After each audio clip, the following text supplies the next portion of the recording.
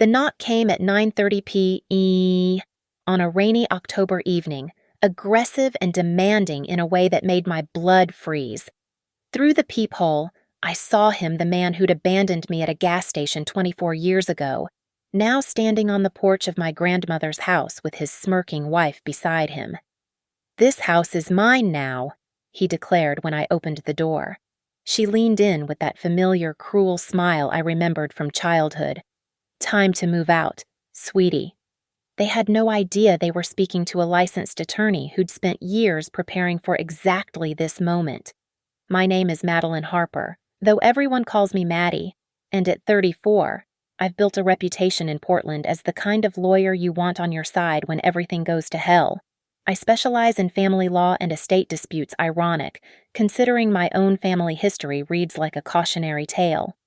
That October evening, I was reviewing case files in my grandmother's living room, the same room where she'd taught me to read legal documents when I was 12, when my phone rang. The caller ID showed a number I didn't recognize, but the area code was local. Ms. Harper. The voice belonged to a paralegal from Whitmore and Associates, a firm I knew by reputation but had never worked with. "I'm calling regarding the property at 1542 Maple Street. There's been an inquiry about joint ownership rights." My pen stopped moving. 1542 Maple Street was this house, my grandmother's house, the only home I'd ever truly known. "I'm sorry, there must be some mistake. I'm the sole owner of that property." "According to our records, there's a secondary owner listed on the original deed, a Robert Harper. He's requesting a meeting to discuss partition rights." The name hit me like a physical blow. Robert Harper, my father, the man who'd walked out of my life when I was 10 and never looked back. I gripped the phone tighter, my lawyer instincts kicking in even as my heart rate spiked. When did he make this inquiry?"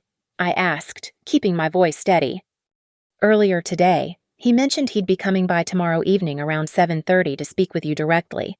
He said, and I quote, 'It's time to settle family business.'" After I hung up, I sat in the gathering darkness, rain pattering against the windows that my grandmother had always kept spotless. The house felt different suddenly, as if the walls themselves were holding their breath. I walked through each room, touching surfaces that held decades of memories: the kitchen table where Grandma Evelyn had helped me with homework, the bookshelf lined with her legal texts that had sparked my own career path, the fireplace where we'd spent countless winter evenings planning my future. This house represented everything good in my life. After my mother died when I was 10, and after what my father did to me, Grandma Evelyn had fought tooth and nail to give me stability. She'd been gone only 2 months, and the grief was still raw, settling into my bones like winter cold. Now he wanted to take away the one place where I'd ever felt safe. I pulled out my laptop and began researching. Property records, deed transfers, inheritance laws. I worked until 3 in the morning, building a mental framework of what I might be facing. But underneath the professional analysis, something darker was stirring. A memory I'd buried deep was clawing its way to the surface, bringing with it the taste of fear and abandonment I'd thought I'd overcome. The next evening, I prepared like I was going into court. I chose my clothes carefully: a charcoal gray suit that projected authority, my grandmother's pearl earrings for courage. I reviewed every document I could find related to the house, though I knew my legal position was solid. Grandma had left everything to me, clearly and unambiguously. At exactly 7:30, they arrived. Through the peephole, I saw him first: Robert Harper, older now, his dark hair gone gray at the temples, wearing an expensive coat that suggested he wasn't quite as down on his luck as I might have expected. Beside him stood a woman with platinum blonde hair and sharp features, her red lipstick a slash of color against pale skin. This had to be Clarissa, the woman he'd left us for. I opened the door but didn't invite them in. "Hello, Robert." His smile was practiced, the kind politicians use during campaign season. "Maddie, you look successful. May we come in? We have a lot to discuss." "I have very little to discuss with you," I replied, but stepped aside anyway. Some conversations needed to happen, no matter how much you dreaded them. They entered like they owned the place. Clarissa's eyes immediately cataloging everything the hardwood floors Grandma had refinished herself. The antique furniture, the family photos that notably excluded Robert from the past 24 years. "Nice place," Clarissa said, her voice honey-sweet with an underlying edge. "Very quaint." Robert looked around with something I couldn't quite read in his expression: nostalgia. Maybe. Or calculation. Your grandmother always did have good taste. I remember helping pick out that sofa. Before or after you abandoned your daughter at a gas station. The words came out sharper than I'd intended, but I didn't regret them. The smile faltered slightly. "Maddie, that's not how it happened. You were always so dramatic. We're here to talk about the future, not relitigate the past." Clarissa moved closer to Robert, her hand finding his arm in a gesture that seemed both supportive and possessive. "We've had some financial difficulties recently," she said, as if we were old friends catching up. "Lost our house, actually. When Robert remembered he still had rights to this place, well," she shrugged elegantly, "family should help family, don't you think?" I felt that familiar chill, the same one I'd experienced as a child whenever Clarissa looked at me like I was something unpleasant she'd found on her shoe. But I wasn't 10 years old anymore. I was a grown woman with a law degree and steel in my spine, thanks to the woman who'd raised me in this very house. "I think," I said carefully, "that you should explain exactly what you believe your rights are." The memories came flooding back that night after I'd sent them away, refusing to engage further until they produced actual documentation of their claims. I lay in my childhood bed, the same room Grandma had given me when I was 10 years old, broken and abandoned, and let myself remember what I'd spent years trying to forget. It started with my mother's funeral. I was 10, standing beside her casket in a black dress that Grandma Evelyn had bought because my father couldn't be bothered. The cancer had taken Mom quickly, brutally, leaving me reeling in a world that suddenly made no sense. Robert had cried at the service, held my hand during the burial, promised me that we'd get through it together. I'd believed him. Children always believe their parents, even when they shouldn't. The change began almost immediately. Within 2 weeks of Mom's death, Clarissa appeared. She was younger than Mom had been, with that predatory beauty that turns heads and breaks homes. Robert introduced her as a friend who's helping us through this difficult time. Even at 10, I knew that was a lie. The way she moved through our house, rearranging Mom's things, replacing family photos with ones that didn't include me, it was like watching someone erase my mother's existence piece by piece. "She's having trouble adjusting," I heard Clarissa tell Robert one night when they thought I was asleep. "Maybe she'd be better off with your mother-in-law for a while. You know, until she's more manageable." But Robert had resisted, at least initially. "She's my daughter, Clarissa. She stays with me." That lasted exactly 6 months. The wedding was small. Courthouse affair. I wasn't invited. I found out when I came home from school to find Clarissa in a white dress, drinking champagne in our living room. "Surprise," she'd said, that same honey-sweet voice she'd used in my grandmother's house decades later. "We're family now." From that moment, my life became a careful navigation of landmines. Clarissa had a gift for cruelty that was both subtle and devastating. She'd accidentally give away my favorite toys to charity. She'd forget to save me dinner, then act shocked when I mentioned being hungry. She'd plan family outings and somehow fail to mention them until after they'd left. "You're being too sensitive," Robert would say when I tried to tell him what was happening. "Clarissa's trying her best. This is hard for everyone." But the worst part wasn't the small cruelties, it was watching my father disappear. The man who'd taught me to ride a bike, who'd read me bedtime stories, who'd promised to protect me after Mom died, became a stranger. He stopped asking about school, stopped checking on me at night, stopped seeing me at all. Clarissa had become his entire world, and there wasn't room for anyone else in it. The breaking point came on a scorching July afternoon when I was 11. We were driving to visit Robert's sister in Nevada, a 12-hour trip through desert highways. I was carsick, cramped in the back seat with our luggage because Clarissa needed the front for her comfort. We'd been driving for hours when Robert pulled into a gas station somewhere in the middle of nowhere.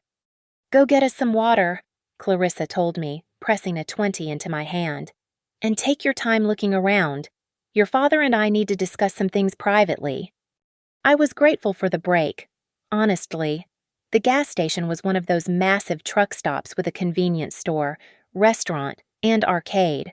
I bought the water, used the bathroom, and wandered around for what felt like 20 minutes, maybe 30. When I came back outside, the parking space where our car had been was empty. At first, I thought I'd forgotten where we'd parked. I walked up and down every row, getting more frantic with each pass. Then I went back inside and described our car to the clerk, a tired-looking woman with kind eyes who became increasingly concerned as I explained the situation. "Honey," she said gently, "how long ago did you go outside?" "Maybe half an hour." She shook her head. "I've been watching the lot. That car you described, it left about 10 minutes after you came in." The words didn't make sense at first. Left. But they were supposed to wait for me. I was their daughter, Robert's daughter. You don't just leave your child at a gas station in the middle of the Nevada desert. But that's exactly what they'd done. The clerk called the police. I sat in the manager's office, clutching a cup of hot chocolate I couldn't taste, while 2 officers asked me questions in voices that were trying very hard to sound normal. They found Robert's cell phone number in my backpack and called him repeatedly. It went straight to voicemail every time. "We're going to have to contact Child Services," one officer finally said. "Is there anyone else we can call, grandparents, other relatives?" I gave them Grandma Evelyn's number with shaking fingers. She answered on the second ring, and when I heard her voice, I finally broke down completely. "Baby girl," she said, her voice tight with fury and fear. "You stay right where you are. Grandma's coming to get you." She drove through the night to reach me, showing up at 6 in the morning with fire in her eyes and legal papers already in motion. The custody battle that followed was swift and brutal. Robert tried to claim I'd wandered off, that they'd looked everywhere for me, that it was all a misunderstanding. But the gas station had security cameras, and the footage told a different story. It showed Robert and Clarissa sitting in their car for 25 minutes after I'd gone inside. It showed them having what appeared to be an intense conversation, and it showed them driving away while I was still clearly visible through the store windows, buying the water they'd sent me to get. Abandonment, Grandma's lawyer had called it. Clear, documented abandonment of a minor child. The judge agreed. Within 6 months, I was living permanently with Grandma Evelyn in the house on Maple Street, and Robert Harper was nothing more than a name on my birth certificate and a source of court-ordered child support that arrived sporadically and always late. Grandma never spoke ill of Robert, not once, but she made sure I understood what had happened. Some people, she told me, are capable of loving only themselves. It's not your fault, and it's not because you weren't worthy of love. It's because they're broken in a way that can't be fixed. Now, lying in that same bedroom 24 years later, I realized she'd been preparing me for this moment all along. Every legal lesson, every discussion about property rights and family law, every reminder that knowledge was power, it had all been leading to this. Robert and Clarissa had made their choice that day in the desert. They'd chosen each other over me, chosen their new life over their responsibilities, chosen abandonment over love. Now they wanted to choose my house, too. But this time, I was ready for them. Grandma Evelyn had been more than my guardian. She'd been my fortress, my teacher, and my salvation all rolled into one fierce 5'2" package.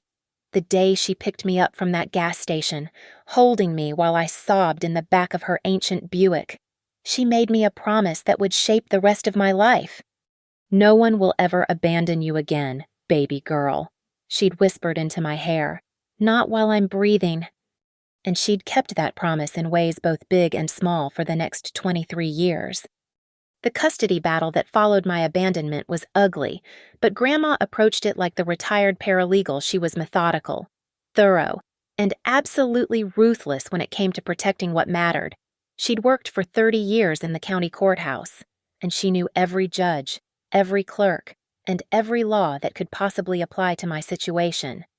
"Your father thinks he can just waltz back into court and charm his way out of what he did," she told me one evening as we sat at her kitchen table, surrounded by legal documents. I was 12 then, old enough to understand most of what was happening, but young enough to still believe that adults always did the right thing. "But the law doesn't care about charm, Maddie. It cares about evidence." And evidence was something Grandma Evelyn collected like other people collected stamps. She had the gas station security footage, of course, but she'd also tracked down the clerk who'd helped me, the police officers who'd responded, even other customers who'd witnessed my distress. She documented every missed child support payment, every canceled visitation that Robert had requested and then failed to show up for, every broken promise that had preceded the abandonment. But more than that, she'd fought for me in ways I didn't fully appreciate until years later. When Robert's lawyer suggested that maybe I'd be better off in foster care, that Grandma was too old, too set in her ways to raise a traumatized child, she'd stood up in that courtroom with steel in her spine and fire in her voice. "Your Honor," she'd said, "I raised my own daughter to be a kind, loving woman who died too young. I helped raise that little girl for the first 10 years of her life while her father was too busy with his career to be bothered. And I will spend whatever time I have left on this earth making sure she knows what real love looks like, what real commitment means, and what it means to never give up on the people who matter." The judge had awarded her full custody within the hour. Life with Grandma was everything my childhood with Robert and Clarissa hadn't been: stable, warm, and filled with the kind of quiet confidence that comes from being genuinely wanted. She enrolled me in the local elementary school, helped me make friends, attended every school play and science fair with the dedication of a professional audience member. But more importantly, she began teaching me about the law. "Knowledge is power, Maddie," she'd say as we reviewed property deeds and inheritance laws at the kitchen table. "But legal knowledge is a special kind of power. It's the power to protect yourself and the people you love from those who would take advantage." She taught me to read contracts before I learned algebra, to understand the difference between joint tenancy and tenancy in common before I fully grasped long division. By the time I was in high school, I could spot a bad legal argument from across a courtroom, and I knew more about family law than most college students. Why are you teaching me all this?" I'd asked her once when I was 15, frustrated with a particularly complex estate planning case she'd given me to analyze. She'd looked at me with those wise, tired eyes that had seen too much of the world's cruelty. "Because someday, baby girl, someone's going to try to take something from you that belongs to you, and when that day comes, I want you to be ready." The house on Maple Street became our sanctuary. Grandma had bought it in 1972 with the insurance money from her husband's death, and she'd poured her heart into every room. She taught me to appreciate the craftsmanship of the original hardwood floors, the way the morning light streamed through the kitchen windows, the perfect acoustics in the living room that made reading aloud a joy instead of a chore. "This house has good bones," she'd say as we worked together to maintain it, painting walls, tending the garden, fixing loose floorboards. "Good bones and a good foundation, just like you're going to have." She was right about both. Under her care, I flourished in ways I never could have with Robert and Clarissa. I made honor roll every semester, earned a full scholarship to Oregon State, and graduated law school with honors. Through it all, Grandma was my biggest cheerleader and harshest critic, pushing me to be better while never making me feel like I wasn't enough exactly as I was. When I passed the bar exam, she cried. When I got my first job at a prestigious Portland firm, she took me out for the most expensive dinner we'd ever shared. When I bought my first suit for court appearances, she gave me her grandmother's pearl earrings. "You look like a warrior," she'd said, adjusting the collar of my blazer. "A warrior who fights with words instead of swords. I'm so proud of who you've become." But even as I built my career and found my place in the world, Grandma never let me forget where I came from or what I'd survived. She kept every newspaper clipping about Robert that she could find his business ventures, his social appearances with Clarissa, the gradual slide from success to mediocrity that seemed to characterize his life after he'd abandoned me. "I'm not keeping these to be vindictive," she explained when I found the clippings in her desk drawer during my college years. "I'm keeping them so you'll know who you're dealing with if he ever comes back. And he will come back. Maddie, men like your father always do, especially when they need something." She'd been sick for 6 months before she died, though she'd hidden it from me as long as possible. Pancreatic cancer, the same disease that had taken my mother. The irony wasn't lost on either of us. "I need you to promise me something," she'd said during one of our last conversations, her voice weak but her grip on my hand surprisingly strong. "When the vultures come circling and they will, don't let them take what's yours. This house, your security, your peace of mind. You've earned all of it through what you've survived and who you've become. Grandma, no one's going to—" "Promise me, Maddie." I'd promised. Of course. How could I not? But I'd thought she was being overly cautious, maybe a little paranoid from the pain medication. Robert Harper hadn't tried to contact me in 24 years. Why would he start now?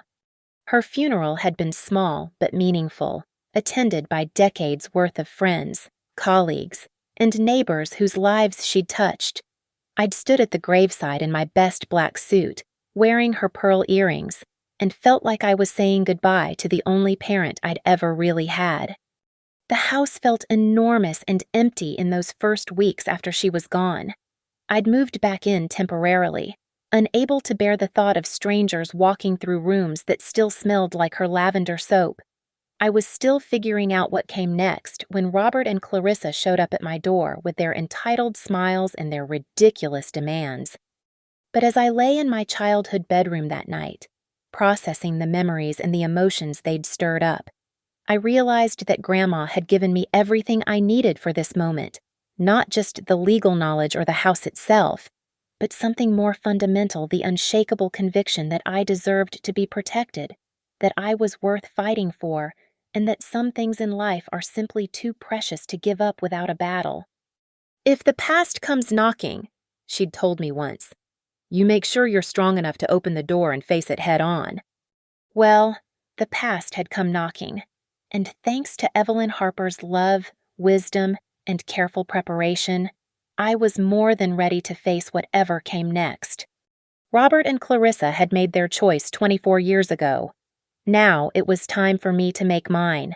They returned 3 days later, this time with a folder full of documents and an attorney I didn't recognize, a nervous-looking man in an ill-fitting suit who kept glancing at Robert as if seeking approval for every word. I'd spent those 3 days researching, preparing, and most importantly, steeling myself for what I knew would be an unpleasant conversation. This time, I let them into the living room but remained standing while they settled onto Grandma's couch like they belonged there. The irony wasn't lost on me. The same sofa where I'd spent countless evenings learning about property law was now hosting the people who thought they could take my property away. "Maddie," Robert began, his voice taking on that paternal tone I remembered from childhood, the one he used when he wanted something. "I want you to know this isn't personal. It's just business." "Everything about this is personal," I replied evenly. "But please, continue." Their lawyer, whose name was apparently Mitchell Graves, cleared his throat and opened his folder. "Ms. Harper, we've done some research into the property deed for this address. While it's true that your grandmother left the house to you in her will, the original deed from 1972 shows joint ownership between Evelyn Harper and Robert Harper." I felt my stomach tighten, but kept my expression neutral. Joint ownership that was established when my father was married to my mother, his first wife. I fail to see how that affects current ownership. "Well," Graves continued, shuffling papers nervously, "joint tenancy doesn't automatically terminate upon divorce or death of a spouse. In fact, Mr. Harper's ownership interest would have passed to him as the surviving joint tenant, regardless of any subsequent will." Clarissa leaned forward, her red lipstick perfect despite the early hour. "We're not trying to be unreasonable, dear. We know this house means something to you. but Robert has been going through some financial difficulties. We lost our home in Bend last month, and frankly, we need somewhere to live." "We're prepared to be generous," Robert added, his smile growing wider. "We'll let you buy out my half of the house. Market value, of course. The assessor has it listed at $400,000, so $200,000 should cover my share." The audacity was breathtaking. They wanted me to pay them $200,000 for the privilege of keeping the only home I'd ever known, the home where I'd been raised, after they abandoned me. And if I can't afford that amount, I asked, though I already knew the answer. Clarissa's smile turned predatory. "Well, then we'd have to petition the court for partition and sale. The house would go on the market, and we'd split the proceeds 50-50. Of course, that would mean you'd have to find somewhere else to live." "Somewhere else to live," I repeated slowly. "The same thing you told me 24 years ago." Robert's facade faltered slightly. "Maddie, I know you're still angry about what happened when you were a child, but—" "Angry." I cut him off, finally allowing some emotion to creep into my voice. "You think this is about anger? You abandoned your 11-year-old daughter at a gas station in the middle of the Nevada desert. You drove away and left me there like I was garbage you were discarding, and now you want to take away the only stable home I've ever known." "That's not how it happened," Clarissa interjected, her voice sharp. "You wandered off. Your father looked everywhere for you. There's security footage that says otherwise." The room fell silent. Graves shuffled his papers more frantically, clearly uncomfortable with the direction the conversation had taken. Robert stared at his hands, while Clarissa's perfect composure cracked just slightly around the edges. "Look," Robert said finally, "what happened back then? It was complicated. Clarissa and I were newlyweds. We were under a lot of stress, and maybe we made some mistakes. But that doesn't change the legal facts about this house." I studied him for a long moment. This man who had once been my hero and was now a stranger wearing my father's face. He looked older than his 58 years, worn down by whatever circumstances had brought him to my door with his hand out. Clarissa, on the other hand, looked exactly the same, beautiful, cold, and completely without remorse. "You're right," I said finally. "Legal facts are what matter here, so let me share some legal facts with you." I walked to the fireplace mantel where I'd placed a single folder, thin, unremarkable, but containing everything I needed for this moment. "First, the joint tenancy you're claiming ended in 2008 when you signed a quitclaim deed transferring all your interest in this property to Evelyn Harper. I have a copy right here, notarized and properly recorded with the county." Graves's face went pale. We didn't find any record of such a deed." "Because you didn't look hard enough." I opened the folder and pulled out the first document. "Second, even if such a deed didn't exist, your claim would be barred by the doctrine of abandonment. Oregon law is very clear that a parent who abandons their child forfeits any right to inherit from or through that child." "Now wait just a minute," Robert said, standing up. "I never abandoned." "Third," I continued, ignoring his protest, "there's the matter of the restraining order that was issued against both of you in 2009, prohibiting any contact with me or my grandmother.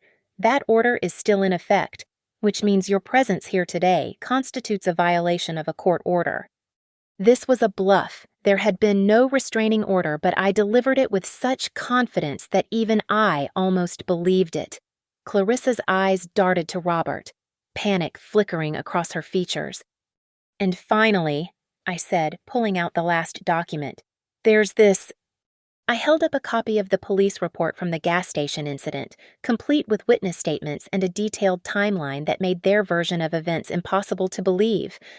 "You see, Mr. Graves, your clients aren't just trying to steal my house. They're trying to rewrite history, but history has a way of preserving itself, especially when it's been carefully documented by people who understand the importance of evidence." The room was silent except for the ticking of Grandma's grandfather clock. Robert and Clarissa exchanged glances that spoke volumes. This wasn't going according to plan. "Now," I said, walking to the front door and opening it wide, "I think it's time for you to leave. All of you." Graves was already gathering his papers, clearly eager to escape. "Ms. Harper, if you have documentation that contradicts our research, perhaps we could review it and—" "You can review it in court," I said firmly, "because if you continue to pursue this frivolous claim, I'll be filing a countersuit for harassment, trespass, and attempted fraud. And unlike you, I actually know what I'm doing." Clarissa stood slowly, her composure finally cracking completely. "You always were an ungrateful little brat," she hissed. "Your father gave you everything, and this is how you repay him." "My father," I said, meeting her gaze steadily, "gave me nothing but abandonment and pain. Everything I am, everything I have, I owe to the woman who raised me in this house, the woman whose memory you're trying to dishonor with your greed." Robert paused at the door, looking back at me with something that might have been regret. "Maddie, I know I made mistakes, but I'm still your father. Doesn't that count for something?" I looked at him, really looked at him, and felt nothing but pity. "You stopped being my father the moment you drove away from that gas station. You're just a stranger now, trying to take what doesn't belong to you." As their car pulled away from the curb, I closed the door and leaned against it, my heart pounding. The confrontation was over, but I knew this was just the beginning. They'd be back, probably with a better lawyer and a more carefully constructed argument. But I wasn't the frightened, abandoned child they remembered. I was Evelyn Harper's granddaughter, armed with her wisdom, her fierce love, and 20 years of legal training. Let them come. I'd be ready. That evening, after Robert and Clarissa had left with their tails between their legs, I did what Grandma had always taught me to do when facing a legal challenge. I went looking for the truth. Not the version I wanted to believe, not the story that made me feel better, but the documented, provable, courtroom-ready truth. Grandma's filing system was a thing of beauty, color-coded, cross-referenced, and maintained with the precision of someone who understood that a misfiled document could mean the difference between justice and defeat. I'd helped her organize it countless times over the years, but I'd never had reason to dig into the deepest sections, the ones marked property and family legal. I started with the property files, pulling out every document related to the house on Maple Street. The original deed from 1972 was there, just as I remembered joint tenancy between Harold Harper, Grandma's deceased husband, and Evelyn Harper. When Harold died in 1974, the property had automatically transferred to Grandma as the surviving joint tenant. But then I found something I hadn't expected: a second deed, dated 1976, adding Robert Harper as a joint tenant. My father had been 22 then, fresh out of college and struggling to establish himself. Grandma had added him to the deed as a form of financial security, a safety net in case something happened to her. The smart thing, the loving thing, the thing that was now threatening to destroy everything she'd built. I kept digging, and that's when I found the treasure trove, a manila folder marked Robert Legal Issues in Grandma's careful handwriting. Inside were documents I'd never seen before, papers that told a story of betrayal and greed that went far deeper than I'd realized. The first document was a promissory note dated September 15th, 2008, 6 months after I'd graduated from law school. Robert had borrowed $50,000 from Grandma, claiming he needed the money to save his failing construction business. The note was properly notarized, with clear terms for repayment over 5 years at 3% interest. But it was the second document that made my blood run cold. Attached to the promissory note was a quitclaim deed, signed and notarized on the same day. In exchange for the $50,000, Robert had transferred all his interest in the Maple Street property back to Evelyn Harper. The language was crystal clear. In consideration for the loan described above, and other good and valuable consideration, Robert Harper hereby quits and releases any and all claim to the property located at 1542 Maple Street. I stared at the document, reading it 3 times to make sure I understood what I was seeing. My father had sold his interest in the house, my house, to pay his debts. He'd walked away from any claim to the property that had sheltered and protected me. trading it for cash to prop up a business that had failed anyway. And he'd done it without ever telling me. The third document was even more damning. It was a bank record showing the transfer of $50,000 from Evelyn Harper's savings account to Robert Harper's checking account on September 15th, 2008. But there was a notation in Grandma's handwriting at the bottom. R. Confirmed this settles all claims to property.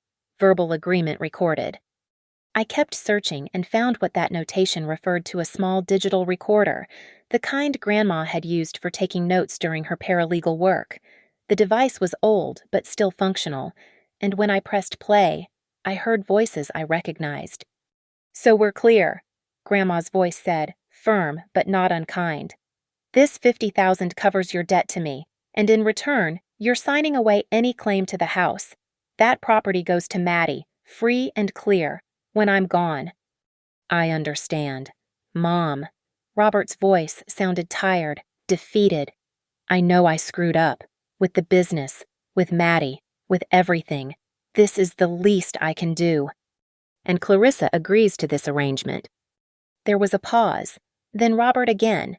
"Clarissa doesn't need to know about the house. As far as she's concerned. I never had any claim to it." "Robert, you can't keep secrets from your wife about financial matters. That never ends well." "This isn't her business. It's between you and me, settling family debts. Maddie deserves that house. She's earned it after everything I put her through." The recording continued for a few more minutes, with Grandma explaining the legal implications of the quitclaim deed and Robert acknowledging that he understood he was giving up all future claims to the property.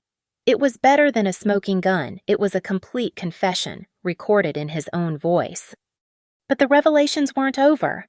The final document in the folder was a letter, written in Grandma's handwriting and dated just 3 months before her death. "My dearest Maddie," it began. "If you're reading this, it means the vultures have come circling just as I predicted they would. I'm sorry you have to deal with this, but I'm not surprised.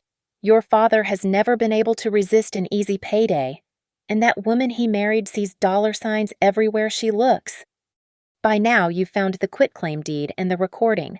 I kept them hidden because I hoped foolishly, perhaps that Robert had finally learned to leave well enough alone, but I know him too well to really believe that. When his back is against the wall, he always looks for someone else to bail him out. I want you to know that every legal step I took was designed to protect you and this house. The property is yours, completely and legally, no matter what anyone claims. I made sure of that, even when it meant taking a hard line with my own son. There's one more thing you need to know, baby girl. The abandonment at the gas station wasn't spontaneous, it was planned. I found emails between Robert and Clarissa from the week before that trip, discussing how to solve the problem of having you in their lives. They knew exactly what they were doing when they drove away. I never showed you those emails because I wanted you to heal, not to carry more anger. But if they ever come back demanding what they think they're owed, you need to know the full truth about what kind of people you're dealing with. You are stronger than you know, smarter than they will ever be, and you have every legal right to protect what's yours. Don't let them guilt you into giving up what you've earned. Don't let them rewrite history to make themselves the victims. This house is your sanctuary, your foundation, your birthright. Fight for it with everything you have, because you're not just fighting for property, you're fighting for your right to be safe, to be valued, to be home. All my love and faith in you, Grandma Evelyn. P.S. The emails are in the safety deposit box at First National, along with some other documents I thought you might need someday. The key is taped under the bottom drawer of my jewelry box. I sat in Grandma's chair, surrounded by documents and evidence, and felt a complex mix of emotions wash over me. Grief for the grandmother who'd protected me even from the grave, rage at the father who'd planned my abandonment and now wanted to profit from it again, and underneath it all, a growing sense of power. Grandma had been right about everything.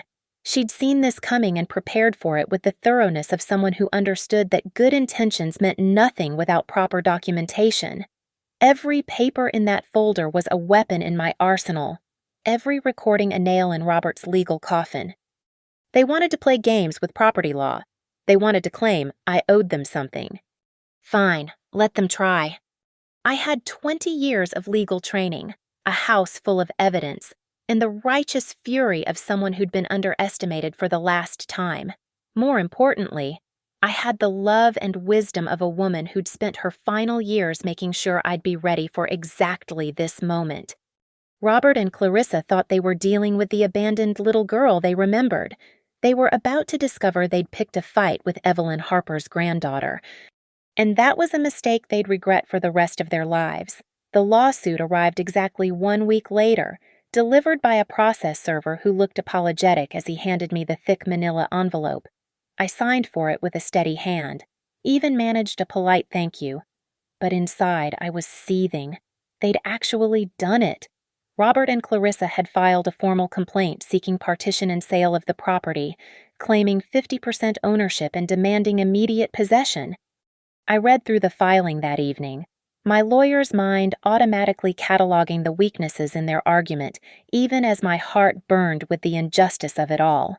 Their new attorney, someone more competent than the nervous Mitchell Graves, had crafted a narrative that painted Robert as the grieving father who'd tried to maintain a relationship with his daughter, only to be rebuffed by a vindictive grandmother who'd poisoned my mind against him. According to their version of events, the gas station incident had been a tragic misunderstanding, and any subsequent estrangement was due to Grandma's alienation tactics. They claimed that Robert had never relinquished his property rights and that any documents suggesting otherwise were either forged or signed under duress. It was a clever strategy, I had to admit. They were banking on the fact that most people, including judges, prefer stories of family reconciliation over tales of abandonment and betrayal. They were also counting on me not having the stomach for a prolonged legal battle, hoping I'd settle rather than air our family's dirty laundry in court. They'd badly miscalculated. The next morning, I called Tessa McBride, the best civil litigation attorney I knew and one of the few people I trusted completely. We'd gone through law school together, and she'd built a reputation for taking on cases that other lawyers considered unwinnable. More importantly, she had a personal understanding of family betrayal that made her absolutely ruthless when it came to protecting her clients from predatory relatives. They filed for partition, Tessa asked when I explained the situation over coffee at our usual spot downtown. Against the house your grandmother left you, the same grandmother who raised you after your father abandoned you. The very same? Tessa's eyes lit up with the predatory gleam I'd seen her get in depositions when opposing counsel made a critical error. Oh, Maddie, they have no idea what they've just walked into. We spent the next 3 hours going through every document I'd found in Grandma's files. Tessa's excitement grew with each piece of evidence, and by the time we reviewed the recording of Robert relinquishing his property claims, she was practically vibrating with anticipation. "Well, this isn't just a case," she said, holding up the quitclaim deed. "This is a masterclass in how to destroy someone's frivolous lawsuit. Your grandmother was brilliant. She created an airtight paper trail that makes their claims legally impossible." "But they're saying the documents were forged or signed under duress." Let them try to prove that. We have bank records, notarized documents, recorded conversations, and witness testimony. Plus, the timing works against them.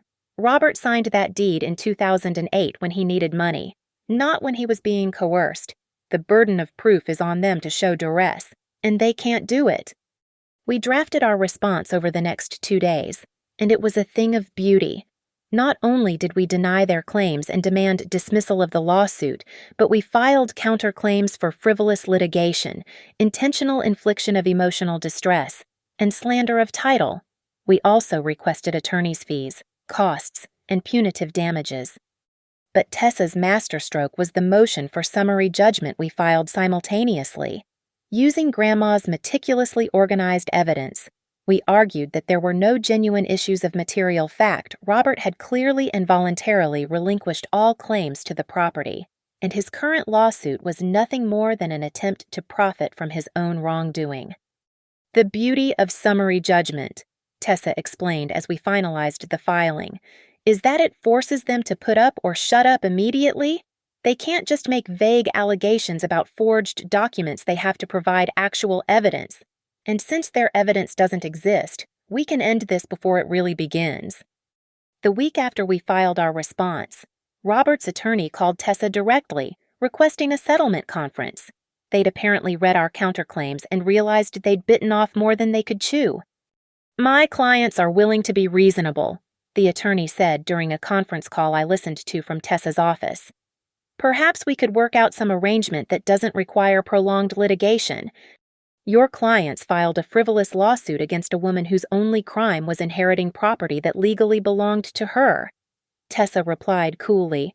"They've caused significant emotional distress and attempted to cloud the title to her home. What exactly did you have in mind for being reasonable?" There was a long pause. "Perhaps if Ms. Harper could see her way clear to helping with some temporary housing costs until my clients get back on their feet." I wanted to reach through the phone and throttle him. Even faced with overwhelming evidence that they had no legal claim, they were still trying to squeeze money out of me. "Counteroffer," Tessa said. "Your clients dismiss their lawsuit with prejudice, agree to a permanent injunction prohibiting any future claims against the property, and reimburse my client's attorney's fees.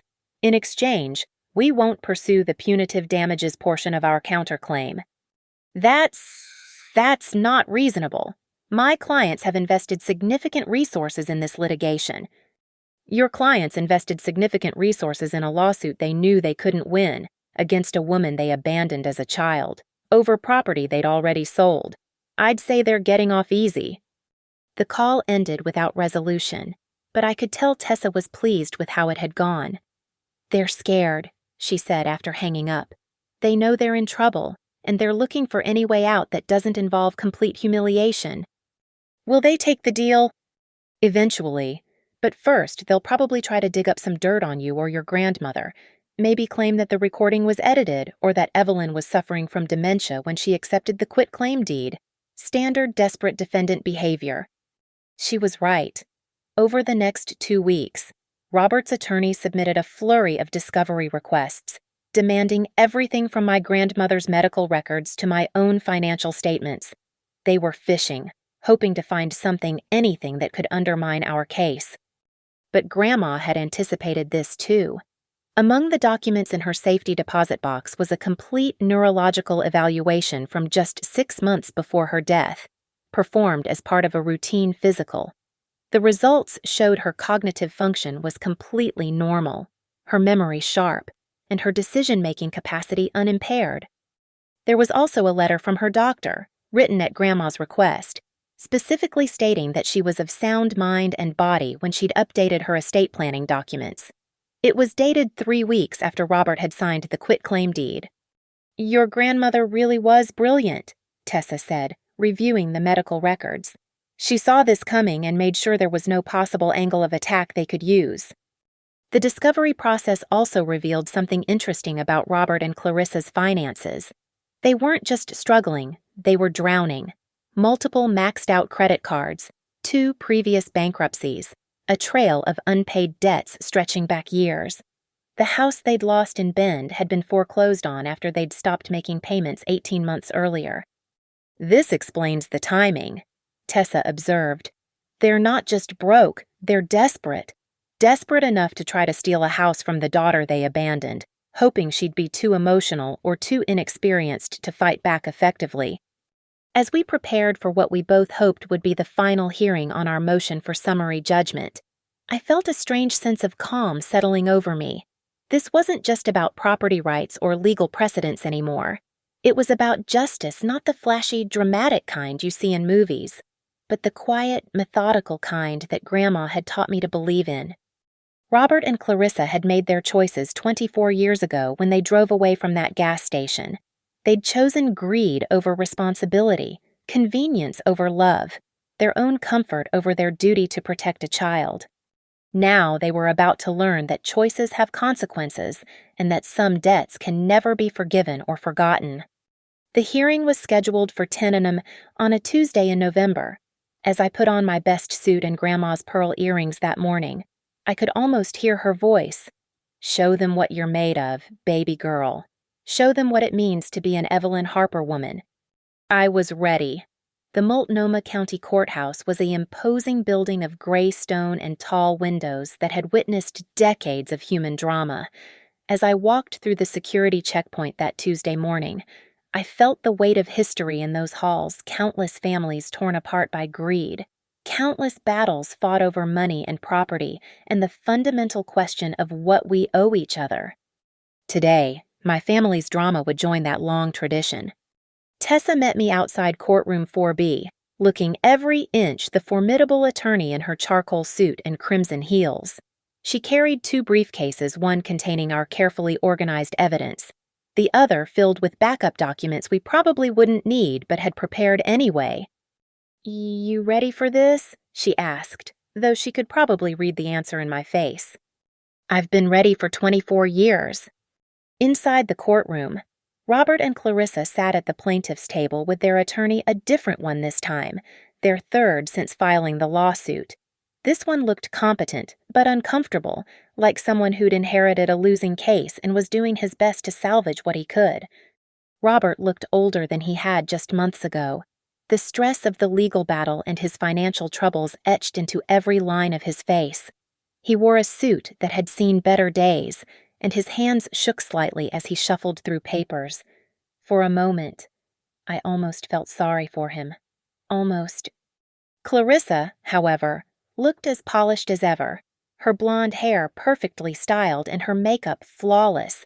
But there was something brittle about her composure, like porcelain that might shatter at the slightest touch. When she saw me enter the courtroom, her lip curled into the familiar sneer I remembered from childhood. Judge Patricia Williamson took the bench at exactly 10 a.m., her silver hair pulled back in a severe bun that matched her no-nonsense reputation.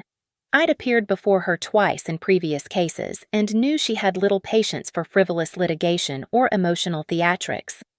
"This is a hearing on defendant's motion for summary judgment in the matter of Harper versus Harper," she announced. "Counsel, are you ready to proceed?" Robert's attorney, whose name I'd learned was David Kellerman, stood first. "Your Honor, plaintiffs believe there are genuine issues of material fact that preclude summary judgment. The question of whether Mr. Robert Harper validly transferred his property interest involves complex issues of duress, undue influence, and possible fraud that require a jury's consideration." Judge Williamson looked unimpressed. "Do you have evidence of these alleged improprieties, Mr. Kellerman?" We believe the evidence will show that the defendant's grandmother exerted undue influence over Mr. Harper during a period of financial distress, and that the documents in question may not accurately reflect his true intentions. Belief isn't evidence, counsel. Do you have actual proof? Kellerman shuffled his papers, clearly stalling. Your Honor, we've requested additional discovery to investigate these matters, but defendant has been uncooperative. Tessa rose smoothly. Objection. Your Honor, plaintiffs have had full access to all relevant documents through discovery. They've deposed my client, reviewed bank records, and examined every piece of evidence we've produced. Their inability to find proof of their allegations isn't the same as being denied discovery. Sustained. Mr. Kellerman, either you have evidence or you don't. Which is it? Your Honor, the relationship between family members is inherently complex. My client was experiencing severe financial difficulties in 2008, and his mother took advantage of that vulnerability to extract an agreement that he voluntarily signed, notarized, and recorded. Judge Williamson interrupted. An agreement that he confirmed in a recorded conversation. An agreement that he later told multiple witnesses he was satisfied with. I could see Kellerman realizing that the judge had already reviewed our evidence packet in detail. His next words came out in a rush, the desperation clear in his voice. Your Honor, the recorded conversation may have been edited or taken out of context, and there are questions about Mrs. Evelyn Harper's mental capacity at the time she accepted the quitclaim deed. That was when Tessa struck. She stood and approached the bench with a folder I recognized, the one containing Grandma's medical records. Your Honor, If I may address counsel's allegations. First, regarding the recorded conversation, we've provided the original digital file to the court, along with metadata showing it was recorded continuously without editing. Second, regarding Mrs. Evelyn Harper's mental capacity, we have comprehensive medical records showing she was examined by a neurologist just 6 months before her death and found to be in perfect cognitive health. She handed the folder to the judge, who reviewed it quickly. The neurological evaluation shows normal cognitive function across all tested areas. There's also a letter from her primary physician specifically attesting to her mental capacity. Mr. Kellerman, do you have any medical evidence to contradict this? No, Your Honor, but then your allegations appear to be without foundation. Judge Williamson turned to Tessa. Ms. McBride, would you please present your argument for summary judgment? This was the moment we'd been preparing for. Tessa moved to the podium with the confidence of someone who knew she held all the winning cards. Your Honor, this case is actually quite simple. In 2008, Mr. Robert Harper borrowed $50,000 from his mother, Evelyn Harper. In exchange for this loan, he voluntarily executed a quitclaim deed transferring any interest he had in the property at 1542 Maple Street back to his mother. This transaction was properly notarized, recorded with the county, and confirmed by Mr. Harper in a recorded conversation. She gestured toward our evidence table. We have the promissory note, the quitclaim deed, the bank records showing the transfer of funds, and the recording of Mr. Harper acknowledging the transaction. There is no ambiguity, no duress, and no fraud. Mr. Harper received valuable consideration and gave up his property interest in return. Furthermore, Tessa continued, her voice gaining strength, Mr. Harper's current claim is barred by his own prior conduct. Having voluntarily relinquished his interest in the property, he cannot now claim that he still owns it. To allow such a claim would undermine the entire system of property law and make recorded deeds meaningless. Judge Williamson nodded. What about plaintiff's claim that this was a family transaction that should be viewed differently? Your Honor, the law doesn't recognize a family exception to property transfers. If anything, the evidence shows this was a calculated business decision by Mr. Harper. He needed money. He had a property interest to trade, and he made that trade willingly. The fact that he now regrets the decision doesn't invalidate it. Tessa paused, and I could see her preparing for the final blow. There's one more issue the court should consider, Your Honor. Mr. Harper's credibility as a plaintiff. The evidence shows that in 1999, he abandoned his 11-year-old daughter at a gas station in Nevada and drove away. This abandonment was captured on security cameras and led to a custody proceeding where he lost all parental rights. His current lawsuit represents another attempt to profit from the same child he abandoned first by selling his property interest when he needed money, and now by trying to take back that property from the woman who's inherited it. The courtroom was dead silent. I could see Robert's face flushing red, while Clarissa stared straight ahead with rigid composure. This isn't just a property dispute, Your Honor. It's an attempt to use the legal system to continue a pattern of exploitation that began 24 years ago. Mr. Harper has already been paid for his property interest. He has no legal or moral claim to anything more. Judge Williamson looked at Kellerman. Counsel, do you have any response to these arguments? Kellerman stood slowly, and I could tell he knew the case was lost. Your Honor, my clients believe that family relationships create special obligations and that the harsh application of property law in this context. Mr. Kellerman, the judge interrupted. The law is what it is. Your clients signed legally binding documents, received valuable consideration, and confirmed their satisfaction with the transaction. The court cannot rewrite contracts simply because one party later regrets their decision. She turned back to Tessa. Ms. McBride, what remedy are you seeking? Complete dismissal of plaintiff's complaint with prejudice, Your Honor. Additionally, we're requesting attorney's fees and costs under Oregon's frivolous litigation statute, as well as a permanent injunction prohibiting any future claims against the property. Judge Williamson made notes on her legal pad, then looked up at both tables. I've heard enough. The motion for summary judgment is granted. Plaintiff's complaint is dismissed with prejudice, and I'm awarding defendant attorney's fees and costs in the amount to be determined by submitted billing records." The gavel came down with a sharp crack that seemed to echo through the courtroom like a gunshot. It was over.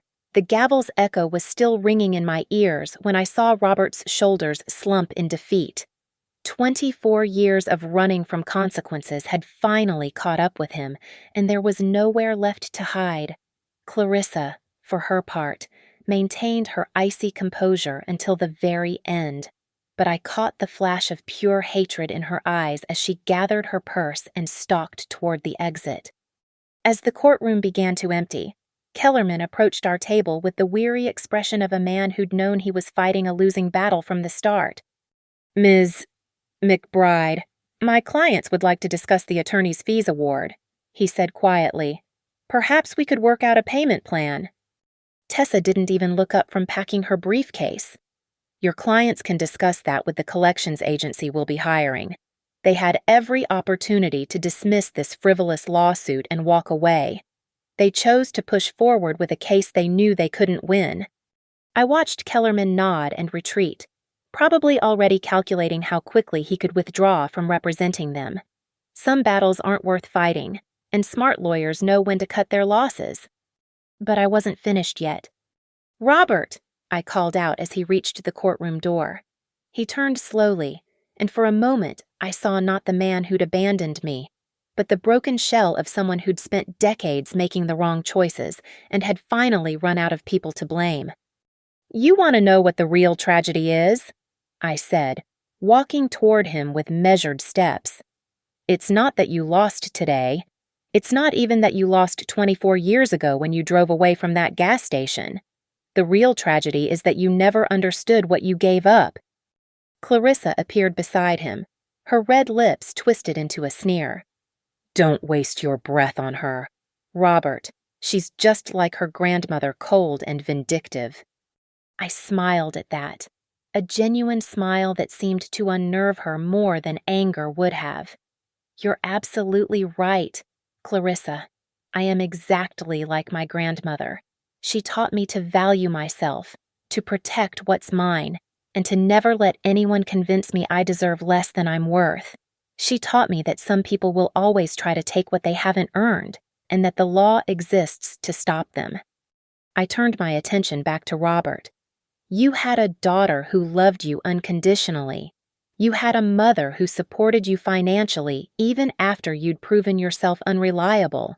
You had a family that would have forgiven almost anything. And you threw it all away for what? For her." I gestured toward Clarissa. "For a woman who's been manipulating you for 25 years. Robert's face crumpled, and for a moment I thought he might actually apologize, might show some genuine remorse for what he'd done. But then Clarissa's hand tightened on his arm, and the moment passed. "Come on, Robert," she said, her voice sharp with authority. "We don't need to listen to this." They left together, Robert shuffling like a much older man while Clarissa clicked across the marble floor in her expensive heels. I watched them go and felt nothing but pity. They would continue their spiral downward, blaming everyone but themselves for their failures, until there was nothing left to lose. Tessa joined me in the courthouse lobby, her expression triumphant but professional. "So, how does it feel to win your first family law case as the client instead of the attorney?" "Honestly, it feels like closure." I looked around the imposing lobby with its high ceilings and stern-faced portraits of judges past. I spent so many years wondering if I'd done something wrong, if I somehow deserved to be abandoned. Today proved that I was never the problem. We walked out into the November sunshine together, the crisp air carrying the promise of winter. Portland stretched out before us, a city full of possibilities and second chances for those brave enough to claim them. "Oh, what's next?" Tessa asked as we reached the courthouse steps. "Next, I go home," I said, and the word felt perfect on my tongue. I go home to the house my grandmother left me, the house where I learned what real love looks like, and I start the next chapter of my life without looking over my shoulder. My phone buzzed with a text message. It was from my office, reminding me about a new client consultation that afternoon, a young woman whose ex-husband was trying to claim half her inheritance. Some patterns repeat themselves across generations, but sometimes they can be broken by people who refuse to be victims. "Actually," I said, showing Tessa the message, "I think I know exactly what's next." That evening, I sat in Grandma's chair in the living room of the house on Maple Street, a cup of tea growing cold in my hands as I watched the sun set through windows she'd cleaned just months before her death. The legal documents from our victory were spread across the coffee table, final proof that this house, this sanctuary, was mine completely and forever. I could almost hear her voice in the settling of the old floorboards, the whisper of wind through the eaves she'd maintained so carefully. "You did it, baby girl. You showed them what you're made of." The house felt peaceful in a way it hadn't since Robert and Clarissa had first knocked on my door. The ghosts of abandonment and betrayal had been exorcised by the simple application of justice and the truth. Some wounds heal only when the people who caused them finally face consequences for their actions. I thought about the little girl who'd been left at that gas station 24 years ago, terrified and alone, convinced that she must have done something terrible to deserve such treatment. If I could go back and tell her what I knew now, I'd say this: you are not responsible for other people's failures. You are not required to forgive those who show no remorse, and you are absolutely worthy of protection, love, and a place to call home. The house on Maple Street had given me all of those things, along with the strength to fight for them when they were threatened. As I locked the front door that night and turned off the lights Grandma had installed room by room over 40 years of calling this place home, I made a silent promise to honor her memory by never taking any of it for granted. Some stories end with dramatic reconciliations or last-minute revelations. This one ended with something better: the quiet satisfaction of justice served and a life reclaimed. Sometimes the best revenge is simply refusing to let the people who hurt you take anything more than they've already stolen. The house was mine, the future was mine, and that was exactly as it should be. Thank you for listening to this story of justice, family, and finding the strength to fight for what's rightfully yours. I'd love to hear from you. Comment below and let me know where you're listening from, and share your thoughts about standing up to family members who try to take advantage. Don't forget to subscribe to the channel for more true stories of people who refused to be victims. Your support means everything, and I look forward to connecting with you in the comments.